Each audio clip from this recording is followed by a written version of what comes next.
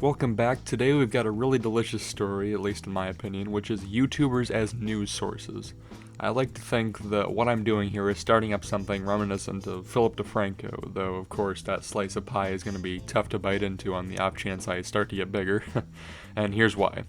Lately, there has been trash hit followed by sucker punches from the mainstream media on some of the biggest YouTubers on the site, which all started seemingly with the Wall Street Journal attempted takedown of PewDiePie, calling him a white supremacist and Nazi. Obviously, a lie. Now, I have no particular love for PewDiePie, but he is most definitely not a Nazi.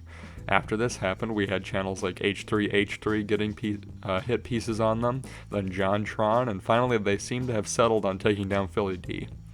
Now, I understand totally why they're doing this. These people threaten their very existence, and if people ever learned that some of the sources on YouTube are far better than their biased bullshit, they'd flock from the MSM, which is practically what they already are doing.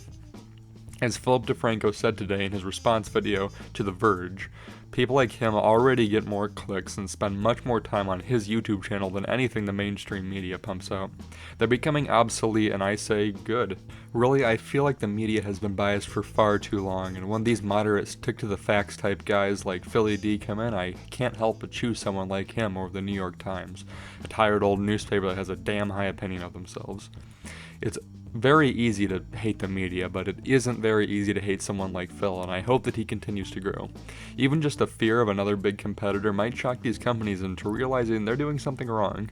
Not to mention that all these news sources do in their bashing stories is discredit themselves.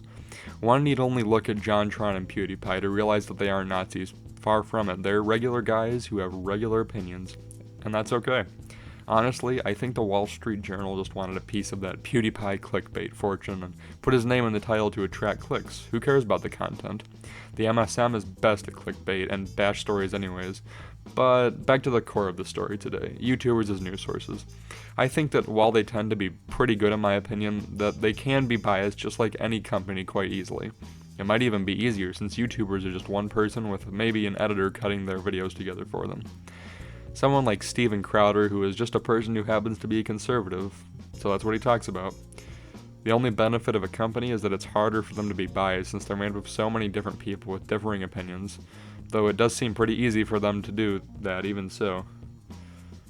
Either way, I do hope to see more and more of these YouTubers rise up and create their own news companies, hopefully good, decent news companies. I'd rather see DeFranco News Channel than CNN or Fox any day, but that's just me. What do you think? Drop a comment and tell me how wrong I am. I don't care, just as long as there's a conversation going on. Hopefully you enjoyed the shitty content and considered leaving a sub or a like. All opinions are welcome, dissenting or not.